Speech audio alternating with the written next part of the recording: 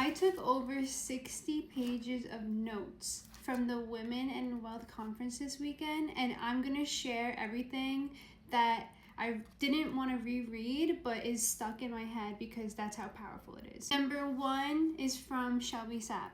She mentioned this amazing question. I learned this from Shelby, the Bezos test. It's a question that you ask yourself and picture yourself answering it at the end of your life, 80 years from now. Will you regret making the next decision, yes or no? It's an easy yes and an easy no. Picturing yourself like zoomed out, third person perspective, and you're creating the character in your life.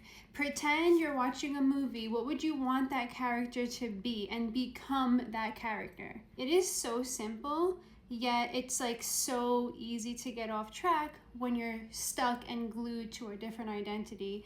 And being in between two identities makes you feel scrambled, makes you feel confused. You don't know which way to go. So the best way to do that is to literally erase and kill the old identity, which is what brings me to my next speaker, Dr. Sonia Scribling. She made 2 amazing presentations that literally I will never forget for the rest of my life.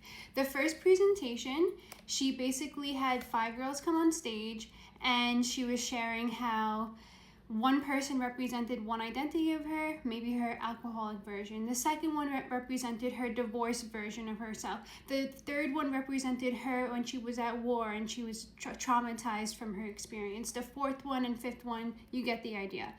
So basically, all these women were parts of her identity that she had to let go in order to become the person that was standing on the stage right there. She couldn't be the person on stage if she was holding on to all these other identities.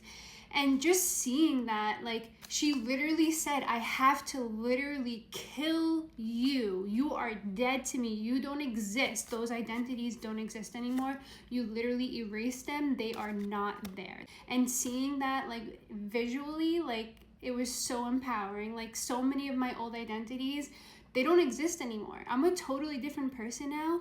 And the fact that people hold on to those old identities of you, of me, or whoever, or of themselves, that does not reflect you. It doesn't reflect me. It reflects them because they are stuck in their old identity. They don't see that people can actually transform into a whole different being. They don't have that open-mindedness. They are in their self-limiting beliefs to the point where they don't believe that change is that powerful, that change is that possible. They don't believe in beliefs. They don't believe in philosophy. Their philosophy in life is that you're the same forever, and that's not what it is at all. The second presentation that Dr. Sonia Scribling made was amazing. She basically handed out money to these different 5 girls, and the first girl was a little hesitant, but she grabbed the money. She was like, all right, I got money here. I'm willing to give you money for your value. And the first girl grabbed it. And then the second girl was a little hesitant, but she then grabbed it. Then the third, fourth, fifth. And basically she went on and said, like, why'd you take so long to like grab the money from the first girl?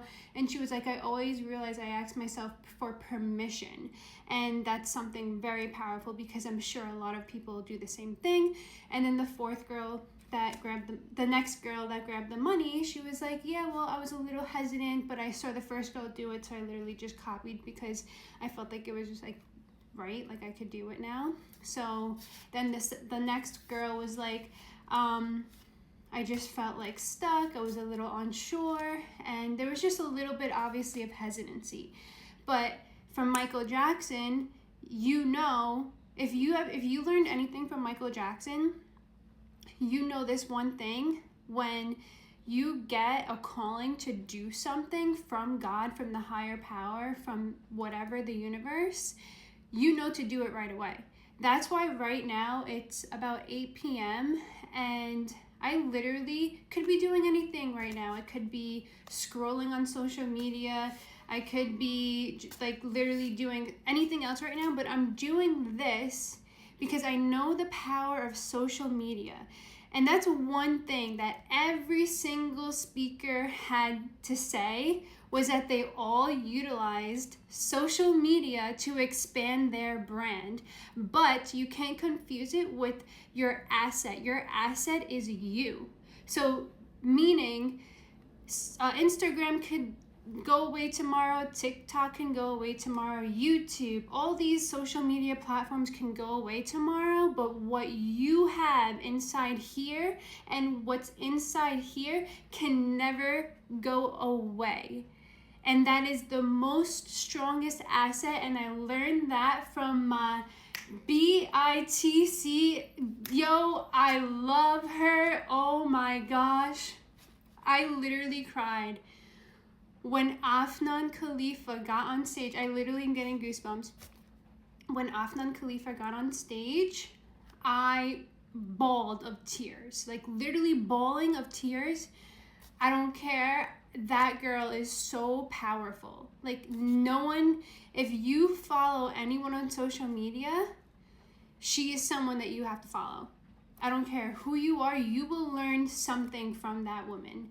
Like, she's younger than me, I believe, a couple years younger than me, and she is so powerful. Like, every single speaker was powerful.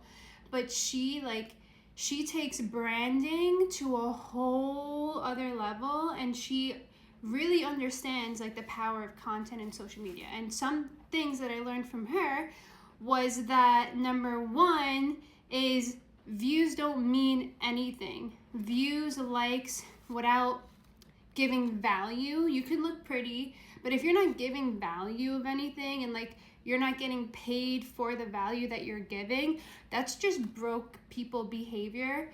So the whole point of social media is to literally grow your finances, grow your value, help people. Like, that's something that I've always wanted to do in every single aspect of my life. I've always wanted to help people, and this is the best way to do it because you're reaching the most amount of people. For instance, when I was working in a gym, 24-hour fitness, I could only help a handful of people because not the whole world is in 24-hour fitness. There's people in China, there's people in Australia, there's people all over this humongous world. Like billions, trillions of people are in this world. And guess what? They all have phones. They all have social media.